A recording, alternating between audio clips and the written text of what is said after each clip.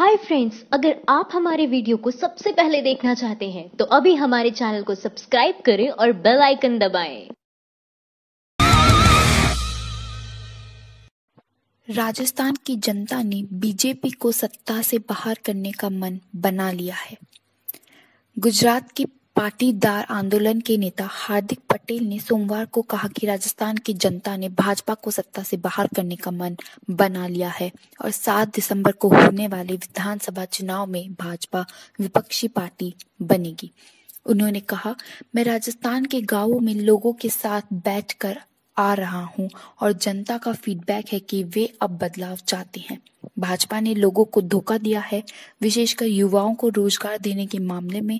राज्य में कोई रोजगार पैदा नहीं हुआ और बड़ी संख्या में पद खाली पड़े हैं। उन्होंने कहा कि भाजपा के लिए सबसे अच्छा स्थान विपक्ष है। यह पार्टी मजबूत विपक्षी पार्टी है और चुनाव में जनता यह करना चाहती है। उदयपुर में हाल की यात्रा में भाजपा की केंद्र और राज्य सरकार पर हमला करते हुए हार्दिक ने कहा कि दोनों सरकारों ने केवल वोट बैंक की राजनीति के लिए जनता को धोखा दिया है। उन्होंने कहा, मैंने भीलवाड़ा और उदयपुर में सभाएं की है और चुनाव प्रचार खत्म होने से पूर्व कोटा और झालावाड़ में सभाएं करूंगा। मैं यहाँ के मुद्दों को समझने का प्रयास कर रहा हूँ ताकि उनको अच्छी तरह से उठा सकूं। हार्दिक ने कहा कि वे यहाँ कांग्रेस के प्रत्याशी के समर्थन में चुनावी प्रचार करने नहीं आए हैं, लेकिन किसानों के मुद्दे उठाने के लिए किसान क्रांति सेना के लिए लोगों के साथ बैठकें कर रहे हैं। राजस्थान में 7 दिसंबर को चुनाव होंगे। बुलंदशहर हिंसा पर बोली मायावती, बीजेपी शासन में कानून के रखवाले ही हो रहे हैं अराजकता का शिकार। बसपा अध्यक्ष मायावती ने कानून व्यवस्था को लेकर उत्तर प्रदेश की भाजपा सरकार को कटघरे में खड़ा करते हुए कहा कि भाजपा शासन में कानून के रखवाले ही अब अराजकता का शिकार हो रहे हैं। मायावती ने जारी बयान में कहा कि देश की राजधानी दिल्ली के नजदीक पश्चिमी उत्तर प्रदेश के बुलंदशहर जिले में हुई हिंसा के लिए भाजपा सरकार की गलत नीतियां जिम्मेदार हैं। उन्होंने कहा कि हर प्रकार की अराजकता को संरक्षण देने का ही परिणाम है कि विकास के लिए तरस रहे देश के सबसे बड़े राज्य में भाजपा का जंगल राज कायम है। कानून के रखवाले भी बलि चढ़ रहे हैं, यह बड़ी चिंता की बात है। बुलंदशहर में हिंसक घटना का शिकार हुए पुलिस अधिकारी तथा एक निर्दोष युवक की मौत का गहरा दुख व्यक्त करते हुए मायावती ने कहा कि अब अराजकता को राज को खत्म करने का समय आ गया है। देश में कानून का राज स्थापित करने के लिए पूरी ईमानदारी से प्रयास करना चाहिए ताकि संविधान तथा लोकतंत्र को भीड़ तंत्र की बलि चढ़ने से रोका जा सके। राजधानी लखनऊ में भाजपा के एक और युवा नेता प्रत्युष मणि त्रिपाठी की हत्या का जिक्र करते हुए मायावती ने कहा कि भाजपा की बढ़ती हुई भीड़ तंत्र की उग्र एवं हिंसक स्थिति का शिकार अब स्वयं इनके लोग ही होने लगे हैं। पहले दलितों, पिछड़े, मुस्लिम तथा अन्य धार्मिक अल्पसंख्यकों को हिंसा व उग्रता का शिकार बनाने वाले ये अराजक लोग अब अपनी आदतों से मजबूर लगते हैं। ऐसी स्थिति में भी भाजपा की सरकारें सख्त कदम उठाने का अपना कर्तव्य निभाने में पूरी तरह से विफल साबित हो रही है। उन्होंने कहा कि बुलंदशहर की घटना में मृतकों के परिवार को केवल समुचित अनुग्रह राशि देना ही उत्तर प्रदेश भाजपा सरकार के लिए काफी नहीं होना चाहिए, बल्कि इस हिंसा के लिए सभी दोषियों को सख्त से सख्त सजा दिलाने भी सुनिश्चित किया जाना चाहिए ताकि देश को ऐसा महसूस हो कि प्रदेश में कोई सरकार भी है।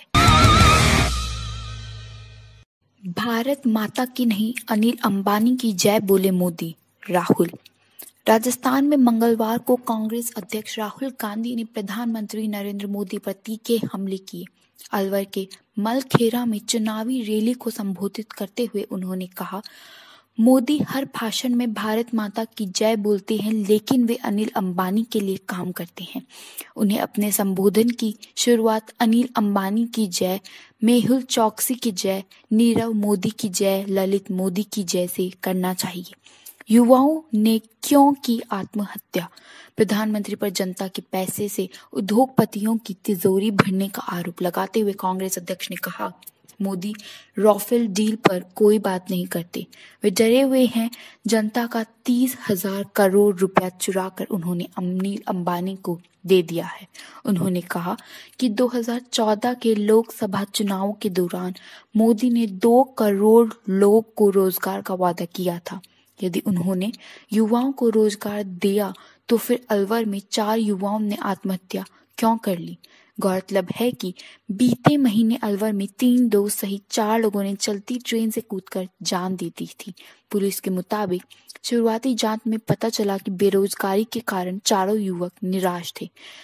ब्लैक मनी को हाइड किया। रैली के दौरान राहुल ने इस मुद्दे को जोर जोर से उठाया, साथ ही नोटबंदी पर भी सवाल उठाए। उन्होंने कहा, नोटबंदी काले धन के खिलाफ लड़ाई नहीं थी, यह ब्लैक मनी को व्हाइट मनी में बदलने की लड़ाई थी। कांग्रेस अध्यक्ष ने कहा, प्रधानमंत्री महिलाओं को मुफ्त एलपीजी गैस देने की बात करते हैं, लेकिन ये नहीं बताते कि जो सिलेंडर पहले 350 रुपए में मिलता था, अब 1000 रुपए में दे रहे हैं। राजस्थान की 200 सदस्यीय विधानसभा के लिए 7 नवंबर को वोट डाले जाएंगे।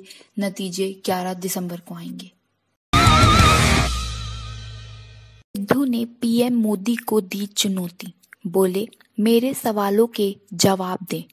पंजाब सरकार में कैबिनेट मंत्री और राजस्थान में कांग्रेस के स्टार प्रचारक नवजोत सिंह सिद्धू सोमवार को जयपुर में पार्टी दफ्तर में मीडिया से रूबरू हुए। हालांकि उन्होंने कैप्टन अमरिंदर सिंह से अपने संबंधों को लेकर सीधे सीधे कुछ नहीं बोला।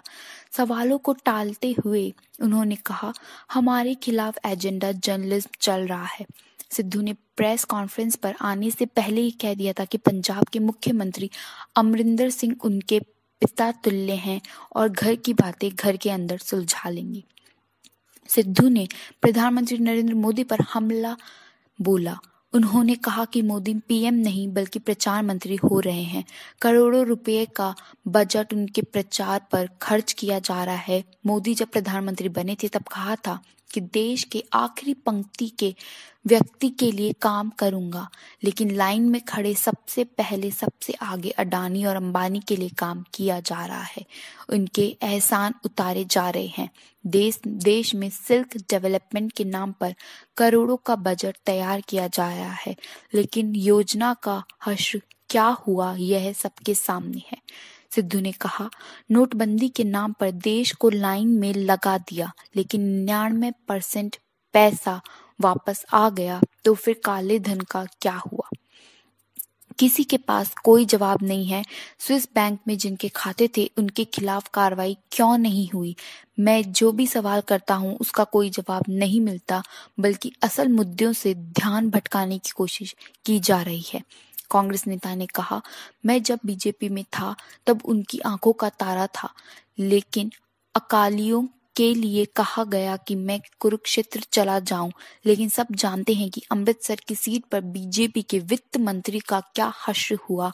मुझे राज्यसभा में भेजा गया, लेकिन सिद्धांतों के लिए मैंने एक झटके में राज्यसभा छोड़ दी। सिद्धू ने कहा, राजस्थान में माहौल पूरी तरह से कांग्रेस के पक्ष में है।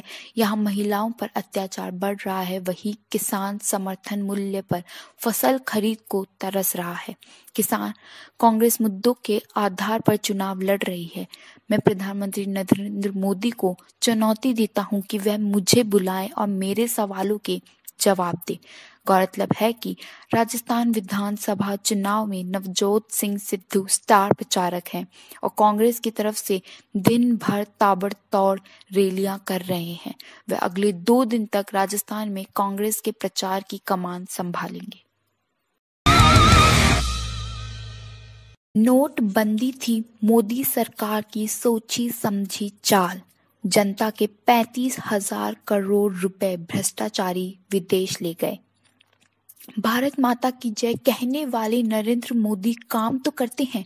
अनिल अंबानी, मेहुल चोकसी, नीरव मोदी, ललित मोदी व विजय माल्या का इस तरह तो उन्हें भारत माता की जय, इन भ्रष्टाचारियों की जय बोलनी चाहिए। यह बोलते हुए कांग्रेस अध्यक्ष राहुल गांधी ने भारतीय जनता पार्टी और नरेंद्र मोदी पर तंज कसा। राहुल गांधी मंगलवार को चुनावी जनसभा को संबोधित करते हुए मालाखेड़ा अलवर में बोल रहे थे। राहुल ने आगे कहा कि मोदी सरकार ने कुछ गिने चुने 15 लोगों के 3.5 लाख करोड़ रुपए का कर्जा माफ किया, लेकिन हमारे किसानों के लिए राहत कार्य नहीं किया गया। नोटबंदी का कदम सरकार की सोची समझी चाल थी, जो काले धन के खिलाफ लड़ाई ना होकर लड़ाई थी काले धन को सफेद धन करने की। लड़ाई थी जनता का पैसा भ्रष्टाचारियों के जेब में डालने की। जनता के 35,000 करोड़ रुपए भ्रष्टाचारी विदेश ले गए। राहुल ने कहा कि पीएम मोदी सरकार ने 2014 में अपनी सरकार बनने पर 2 करोड़ लोगों को रोजगार देने की बात की थी। अगर रोजगार दिया गया तो राजस्थान के अलवर में 4 युवाओं ने रोजगार नहीं होने पर आत्मदाह क्यों किया?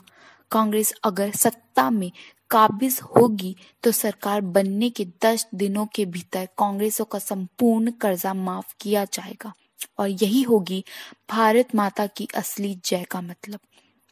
राहुल ने आगे कहा कि मोदी की सरकार ने 2014 में आते ही अंबानी फिर फ्रांसीसी कंपनियों को 36 वायुयानों के निर्माण के लिए तिगुनी कीमत में सौदा कर डाला। मोदी के साथ हुए इस अनुबंध में जहां एक वायुयान की कीमत 1600 करोड़ रुपए आई, वहीं यूपीए सरकार के समय यह कीमत महज 526 करोड़ रुपए थी। अनिल अंबानी जैसे उद्योगपतियों जिन पर करीब 45,000 करोड़ रुपयों का कर्जा है, मोदी जी ऐसे ही कितने जिनमें नीरव मोदी, ललित मोदी, विजय माल्या जैसे अरबपतियों को उठाने व आगे बढ़ाने का काम कर रहे हैं। राहुल ने आगे बोलते हुए कहा कि जब राफेल मामले में सीबीआई जांच में घोटाले सामने आने लगे तो जांच अधिकारी यानी सीबीआई डायरेक्टर को रातों रात पद से हटा दिया गया। राहुल ने कहा कि जहां मोदी सरकार बनते समय अच्छे दिन आएंगे का नारा दिया गया था, वहीं आज चौकीदार चोर है के नारे मोदी सरकार के लिए गूंज रहे हैं। माइंड द न्यूज रूम की रिपोर्ट। Thank you for watching our video. अगर आपको हमारी वीडियो पसंद आई हो तो इसे लाइक जरूर करें और हमारे चैनल को सब्सक्राइब करना ना भूलें।